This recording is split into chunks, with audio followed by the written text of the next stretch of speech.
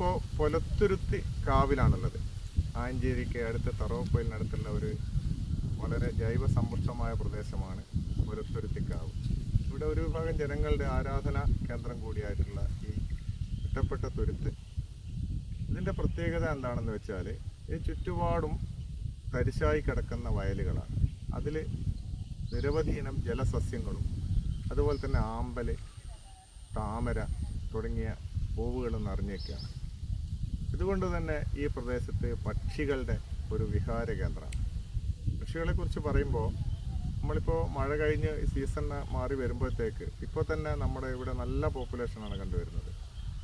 വെള്ളത്തിലുള്ള പക്ഷികളായ എരണ്ടകൾ, നീർക്കാക്കകൾ, അതുപോലെ തന്നെ 3-4 ഇനം മീൻകൊത്തികൾ, ചായമുണ്ടി, ചാരമുണ്ടി,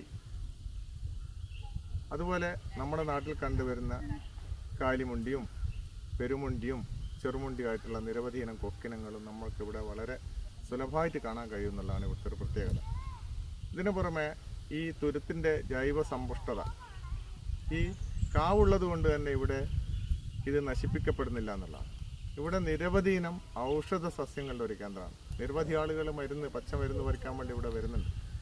അതുപോലെ തന്നെ നമ്മുടെ നാട്ടിൽ നിന്ന് അന്യം നിന്ന് പോകുന്നതായിട്ടുള്ള ഒരുപാട് ഇനം ചെടികൾ, അതിൻ്റെ പൂവ്, അതിൻ്റെ കായ്കളൊക്കെ വളരെ മനോഹരമായ രീതിയിൽ നമുക്ക് ഇവിടുന്ന് കാണാൻ പറ്റും.